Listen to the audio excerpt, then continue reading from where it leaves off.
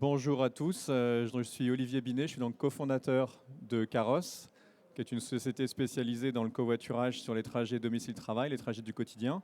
Je suis ravi d'être ici avec Alain Yound, VP Transport de l'Eurométropole de Strasbourg. Merci beaucoup Alain pour votre présence sur cette présentation. On va vous expliquer comment on a créé à Strasbourg ce qu'on appelle chez Carros un service public de covoiturage, qui est un concept qui nous tient beaucoup à cœur et qui consiste en gros à intégrer le covoiturage dans le bouquet de mobilité des métropoles. Alors, le premier sujet qu'on voudrait évoquer avec vous, qui est assez connu, mais ça mérite d'être redit probablement, c'est le potentiel du covoiturage dans les zones périurbaines et rurales. Aujourd'hui, à peu près 75% des Français, j'imagine que c'est à peu près similaire d'ailleurs sur l'Eurométropole, des habitants doivent prendre leur voiture pour aller au travail. Je dis doivent parce que c'est d'une certaine manière un mal nécessaire.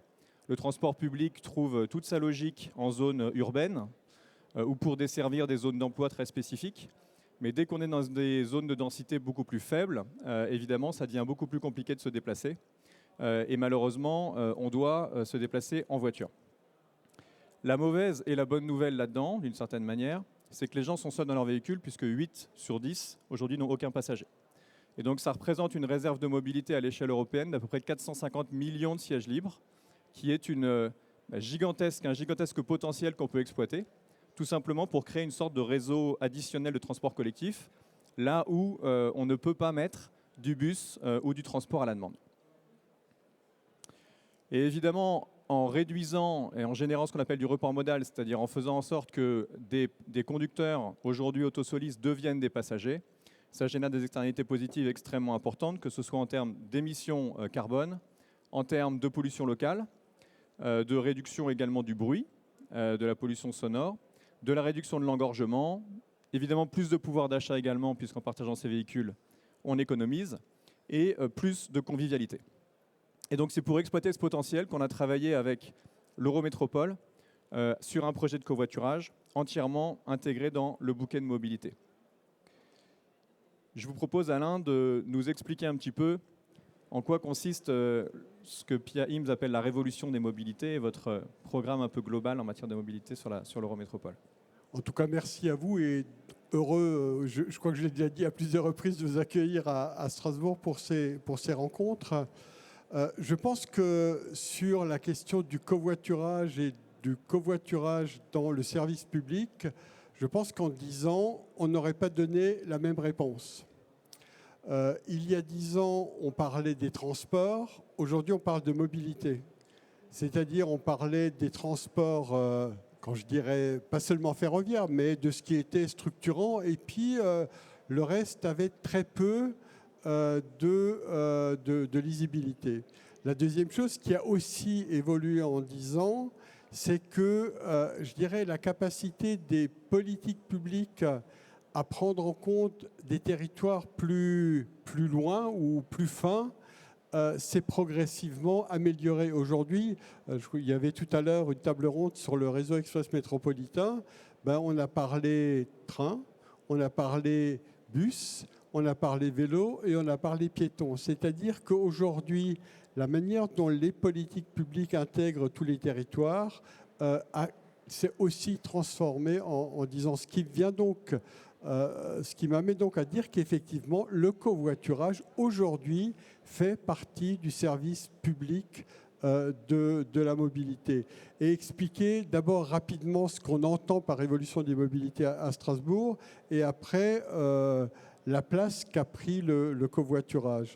On a décidé, il y a 4 ans maintenant, de faire des mobilités la priorité du mandat, y compris la priorité budgétaire et financière, parce que, vous savez, les engagements, on peut en prendre à partir du moment où ils ne se traduisent pas dans la réalité budgétaire, on voit ce que ça donne sur d'autres éléments. Donc, on a, pendant ces 4 années, je reviendrai sur le covoiturage après, on a démarré en mars 2024, engagé les choses sur 3 lignes de tram, une qui va être mise en service dans 1 an, 2 qui vont être mises en service plutôt à l'horizon 2026-2027. Il y a eu la mise en œuvre du réseau express métropolitain ferroviaire, ce qui s'accompagne du réseau de bus de cars express, mais aussi du réseau cyclable, la reconfiguration de l'ensemble du réseau de bus sur l'agglomération, avec notamment, vous les avez peut-être vus, des bus qui sont appelés Chronop et qui circulent de 5h30 à minuit 30 avec un cadencement très soutenu. Et on se rend compte que s'il y a une offre supplémentaire, ça se fait. On a généralisé le transport à la demande sur l'ensemble des communes. Si après il y a des questions sur l'ensemble, sur ces éléments-là, je pourrais y revenir. Qu'est-ce qui a fait que nous nous soyons engagés dans le covoiturage? On estime que quand on parle d'équité territoriale, il faut que l'ensemble des territoires, l'ensemble des communes, l'ensemble, je dirais, des territoires de l'Eurométropole soient desservis par des transports. Et donc, quand je dis covoiturage, pour moi, ça fait partie du transport collectif. Donc, cette nécessité d'équité territoriale et de sentiment d'appartenance à un territoire pour tout le monde. Le deuxième élément qui est le bon sens, vous avez dit avant, quel est le taux d'autosolisme dans nos véhicules le matin? Je crois qu'on doit être à plus de 90%, hein, c'est dans ces eaux-là. Et donc, comme vous l'avez dit, il y a un potentiel extrêmement important de développement du covoiturage. Et il y a aussi un moment où l'essence est à 2 euros, ça fait quelques années, et puis il ne faut pas se raconter l'histoire, ça ne baissera pas. Je dirais qu'il y a aussi la nécessité, en termes de solidarité et de pouvoir d'achat, de pouvoir permettre à un certain nombre de personnes d'utiliser ou de covoiturer parce que c'est moins cher pour le conducteur et c'est moins cher pour le covoituré. Donc, cette question de pouvoir d'achat n'est pas négligeable dans cette démarche. Et je m'arrête là sur la liste de l'ensemble des politiques publiques, de ce qu'on intègre dans la révolution du mobilité, et on viendra sur le covoiturage. Mais pour bien dire et redire que pour nous, le covoiturage fait partie du service public des mobilités. Est-ce que, Alain, vous voulez évoquer un petit peu les résultats à date sur ces 6 premiers mois?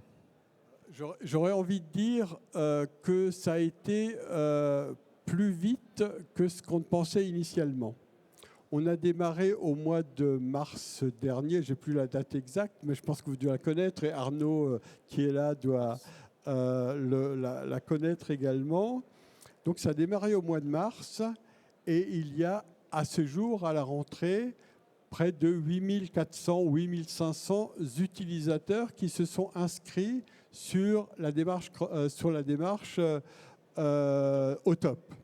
Donc, je dirais, c'est la preuve que non seulement la mise en place de services avait du sens, mais que très rapidement, on a été au-delà de ce qu'on espérait initialement. Donc, 8500, ce n'est pas tout à fait négligeable. Là, il y a toute une série de lignes de bus sur l'Eurométropole qui sont entre 6, 7, 8, 10 000. Je ne parle pas des lignes de tram, mais d'un certain nombre. Donc, c'est appréciable.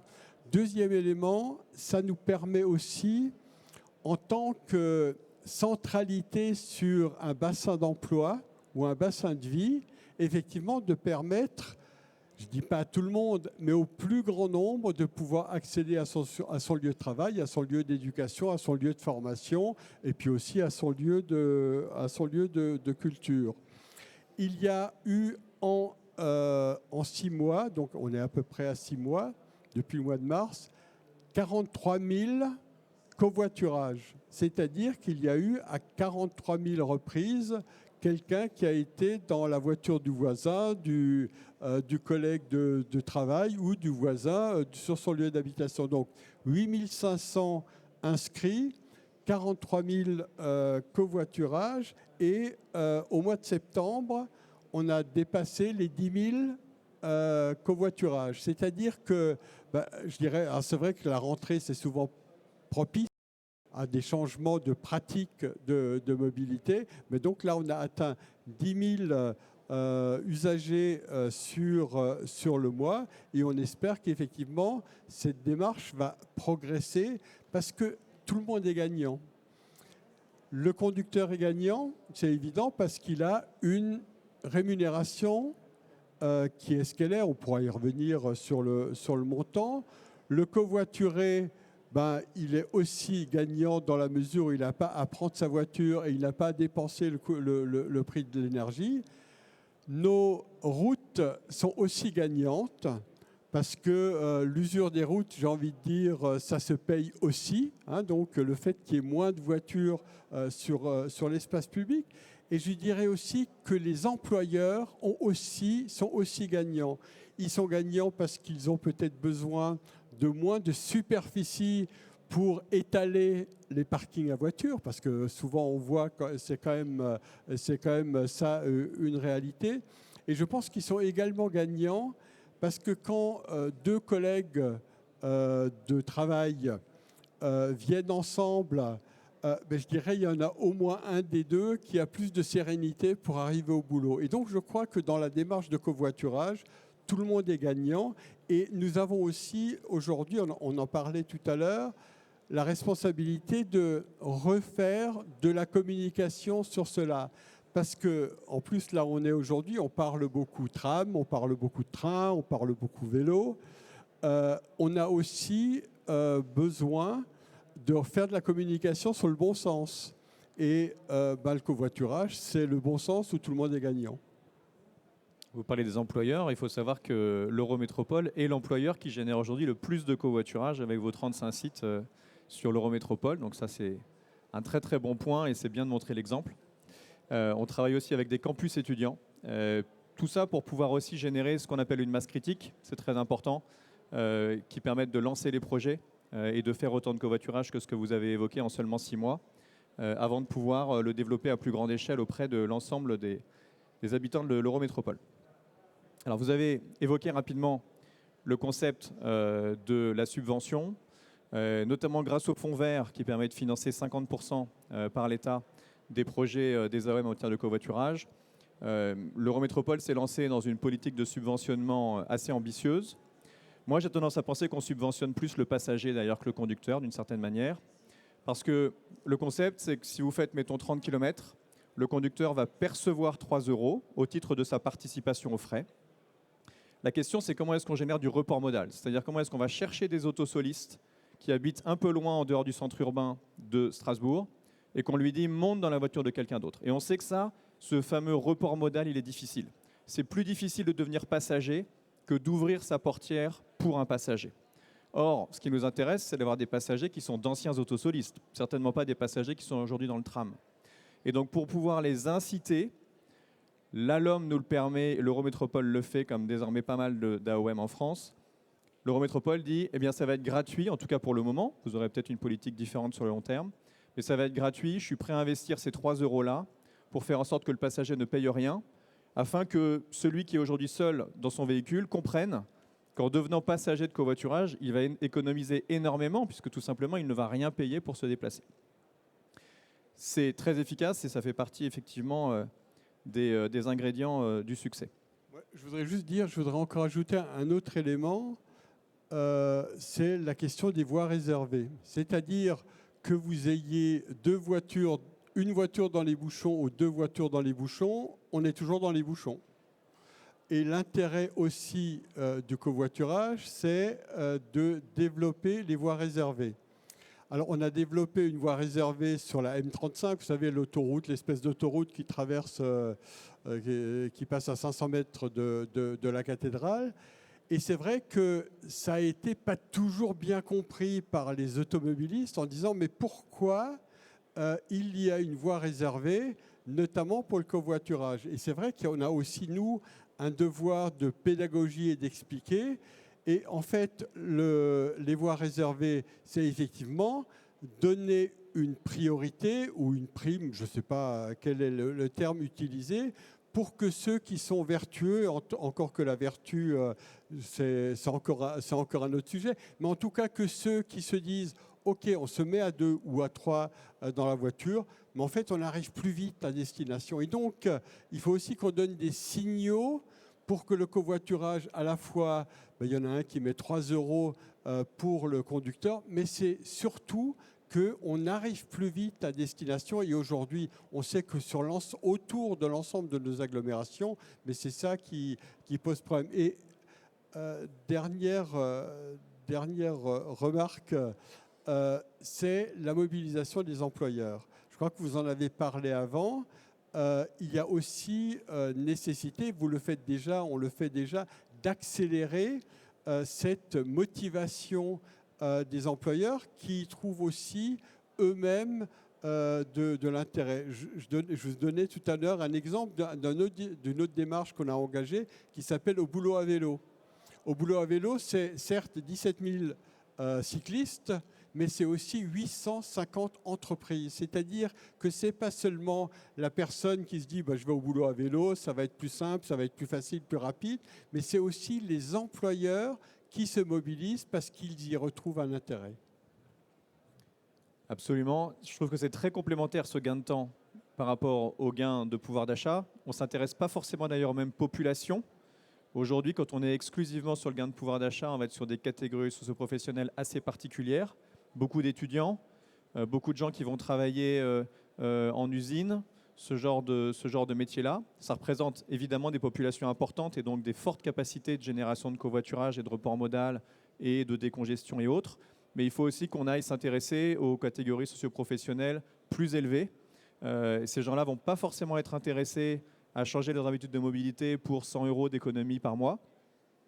Et il faut leur proposer d'autres choses. Le gain de temps peut être un élément central. Et donc ce que vous faites aujourd'hui sur l'Eurométropole aide. De mémoire, Mathieu m'a dit que 35 à 40% de nos covoiturages aujourd'hui au top passent par les voies réservées. Donc vous voyez, c'est très significatif.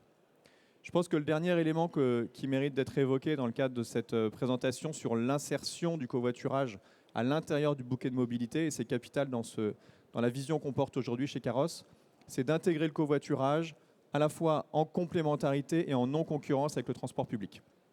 On a plutôt à ce stade réussi notre pari avec l'Eurométropole, puisqu'on a déjà 14% de nos covoiturages qui sont intermodaux. C'est-à-dire que notre calculateur va venir à la fois prendre le réseau de covoitureurs que vous voyez là, ça c'est la carte des covoiturages qui ont été réalisés, donc on voit bien que ça maille le territoire un peu partout sur le périurbain, mais en le superposant, je dirais, au Mikado des lignes principales de transport public. Et ça permet de faire du rabattement et de la diffusion, ce qui est absolument capital. Vous parliez d'accès au transport public, de fracture territoriale tout à l'heure. Ce n'est pas seulement apporter du covoiturage aux populations périurbaines et rurales qui n'ont pas de transport public, c'est leur apporter un accès au transport public.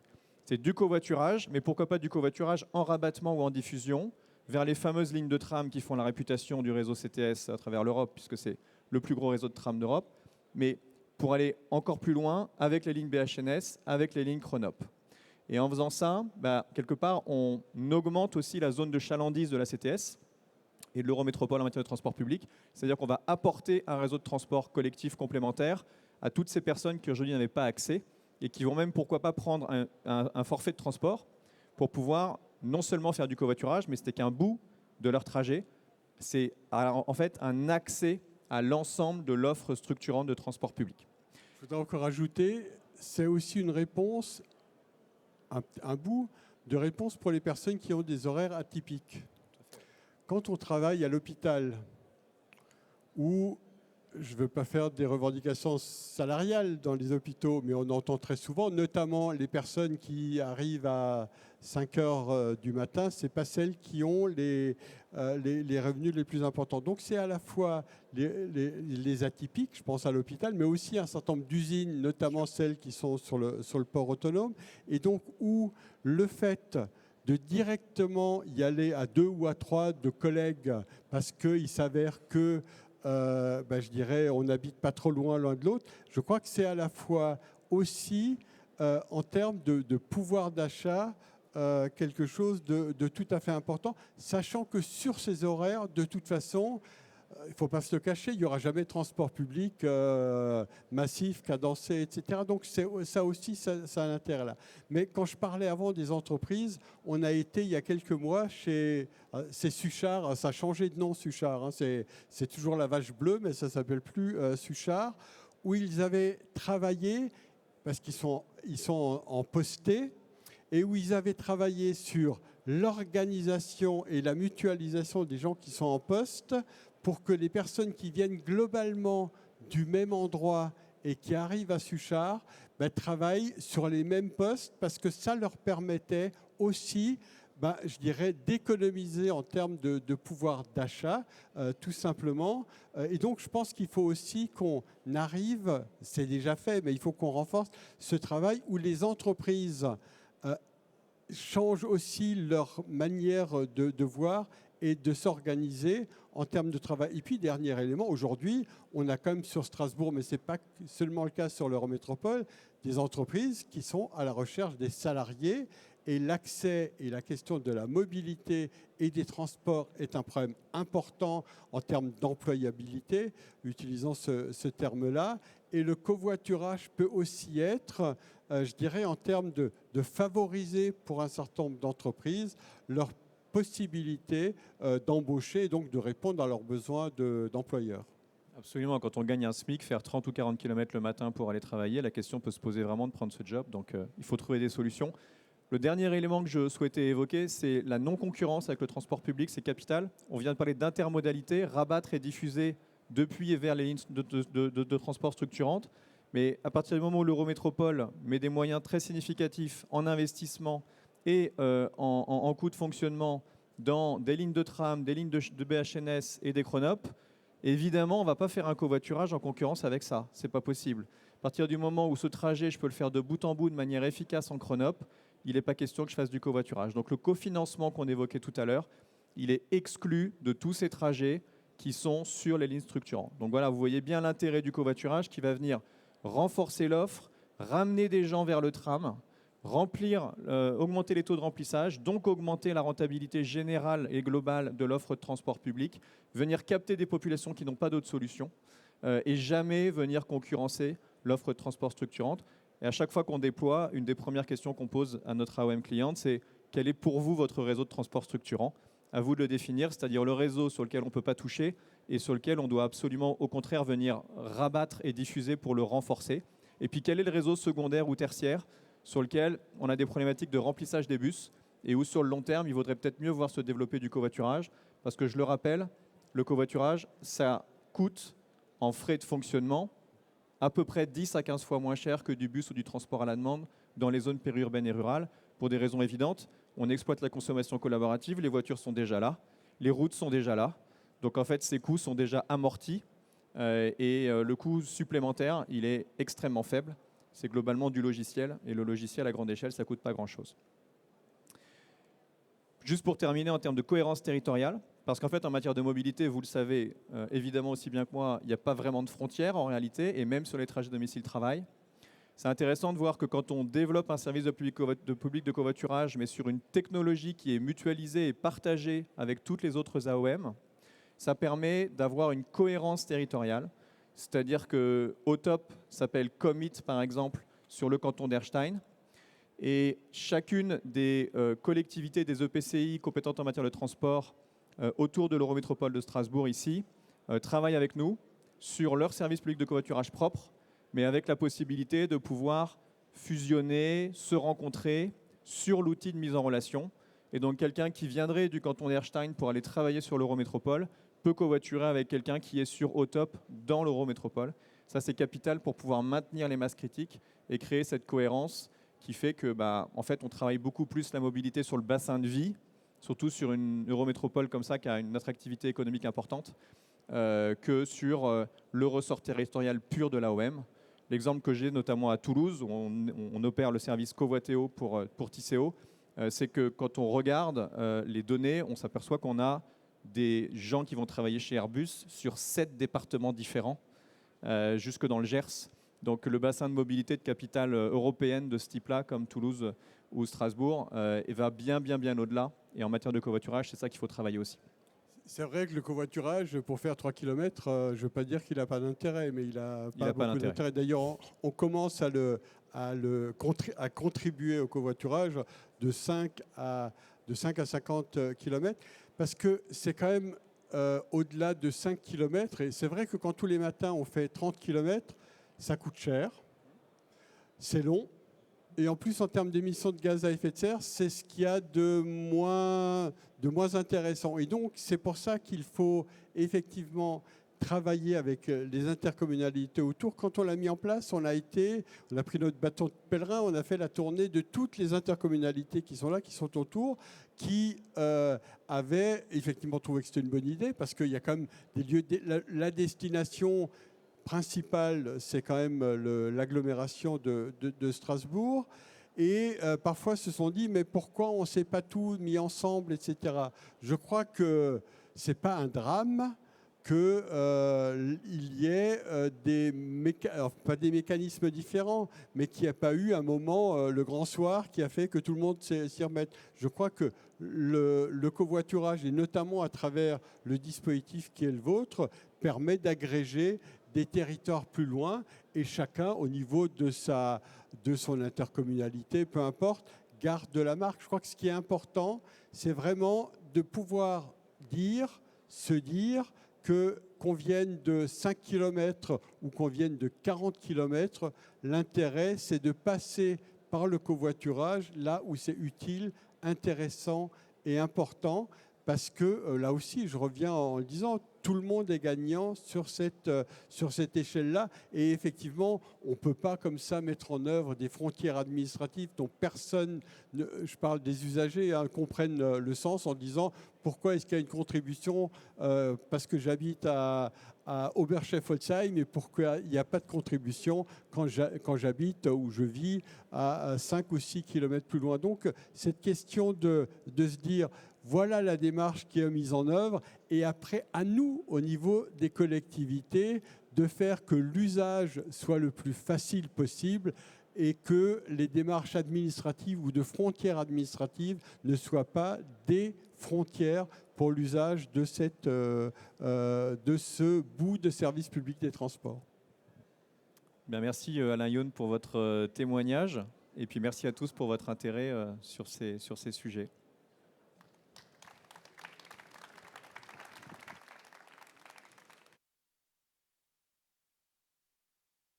Vous avez des questions particulières? Oui.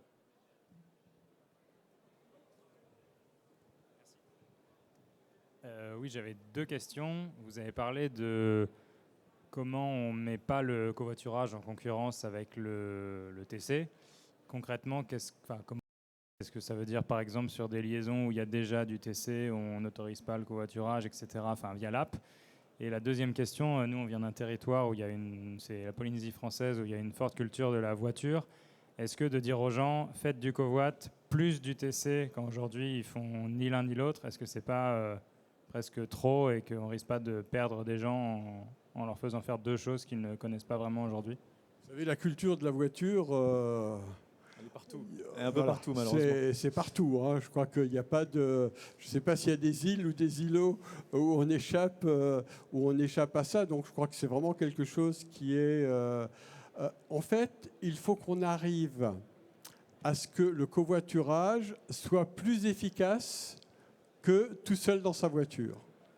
Et c'est pour ça qu'il faut à la fois, effectivement, l'accompagner de la participation financière, mais il faut surtout l'accompagner des voies réservées qui permettent d'aller plus vite. Parce que, je vous dis ce que je disais avant, qu'on soit dans les bouchons à deux ou tout seul, c'est pas ça qui vous fait avancer plus vite. C'est le fait qu'il y a le bonus au covoiturage, c'est d'arriver plus rapidement à destination et donc d'être plus efficace plutôt que, je dirais, l'addition des bouchons qu'on peut trouver par ailleurs. Je réponds à votre première question qui était un peu plus technique. Ça dépend des clients AOM, en fait. Chacun va un peu définir ses paramètres, puisque chaque projet est vraiment paramétré. Mais en gros, le concept, c'est que si vous pouvez faire ce trajet sur ce que notre AOM cliente considère être une ligne de son réseau structurant, de bout en bout, il n'est pas question de venir subventionner le trajet. Et on le fait effectivement dans la technologie de l'app, en fonction d'où vous partez, où vous allez, et en comparant avec les lignes GTFS du réseau. Merci.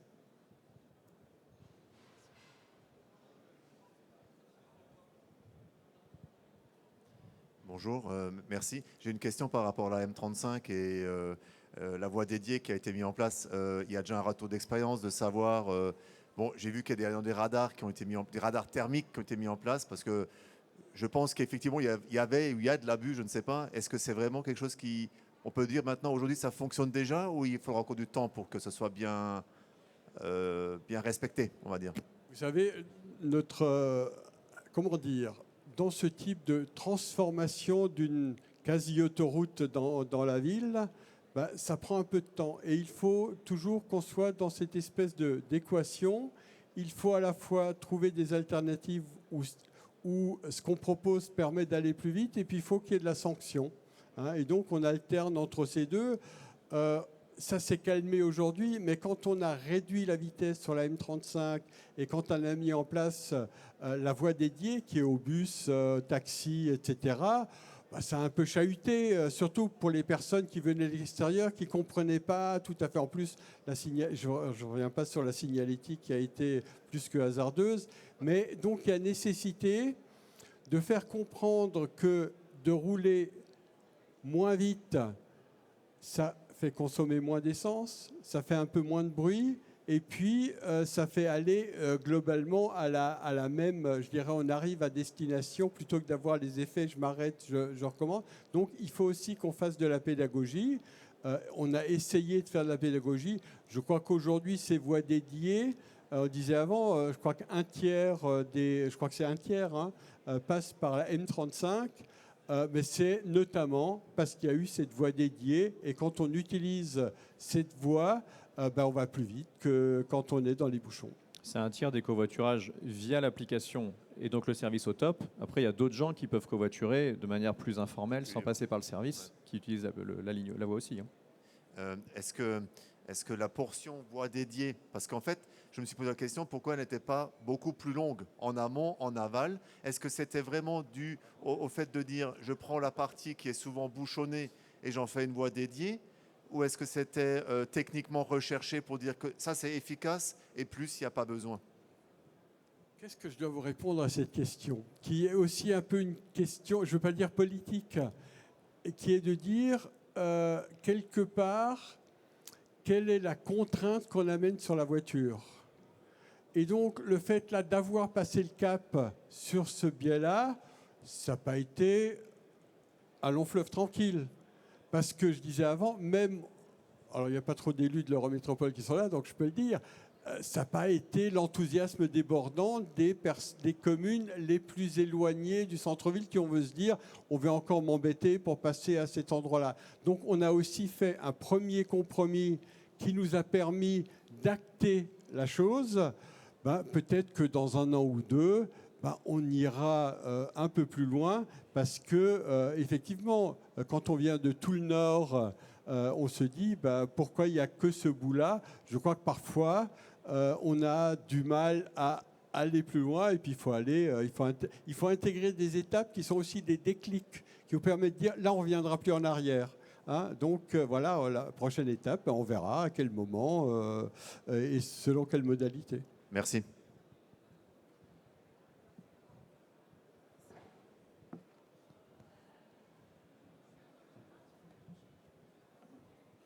Alors, merci beaucoup. Félicitations déjà pour ce que vous avez mis en place. Je voulais aussi revenir sur le point de la M35. C'est vrai que, en tant que Strasbourgeois et automobiliste, on a été plus mis au courant de la voie réservée que de la solution qui est apportée par le covoiturage. Est-ce que s'il y avait des choses à refaire, vous les referez différemment? Et aussi, est-ce que vous pouvez un peu parler des perspectives d'évolution qu'il y a maintenant avec ce système-là? Vous savez, quand on fait de l'expérimentation, c'est au bout de 3-4 mois qu'on se rend compte, pas qu'on s'est loupé, mais qu'on a oublié ci ou qu'on a oublié ça. Je crois que sur la M35, il y avait deux enjeux. Un, c'est comment on transforme cette autoroute et on en fait un peu autre chose. Et la deuxième, comment on permet au covoiturage d'arriver. Sachant que ces deux publics-là ne sont pas tout à fait les mêmes. Hein, et donc, il fallait là aussi trouver du compromis par rapport à ça. Donc, je crois que, ce que je disais avant, on a franchi une étape. Il nous faut, on en discutait tout à l'heure, refaire de la communication. Est-ce que c'est en janvier, est-ce que c'est en mars, peu importe, mais pour repartir effectivement sur l'intérêt du covoiturage l'intérêt d'utiliser cette voie réservée, l'intérêt de faire du covoiturage pour arriver plus vite. Et puis après, les choses à un moment vont franchir une nouvelle étape. Donc ça, c'est l'étape aujourd'hui. On a prévu, alors c'est plutôt peut-être au niveau du printemps, de rencontrer les autres intercommunalités et comment, y compris en termes de communication, on pourra franchir une étape. Parce qu'aujourd'hui, de ce que je sais, c'est les personnes qui sont originaires de la communauté de communes d'Aubernais, donc c'est notamment là où il y a l'usine Cronenbourg, qui sont les plus grands usagers de cette démarche de covoiturage. Et donc, il s'agira pour nous, je dirais, de travailler sur une communication plus générale qui intègre tout le bassin de vie. Et ça, on devrait le faire après. L'étape suivante, est-ce que les autres intercommunalités vont également permettre une contribution financière pour le conducteur? On a aussi pu démarrer parce qu'il y avait le fonds vert. On sait aujourd'hui que le fonds vert, ils font comme neige au soleil et que, je dirais, cet élément qui avait permis le démarrage pour tester, on ne sait pas si on l'aura encore dans 6 mois. Merci beaucoup pour cette réponse.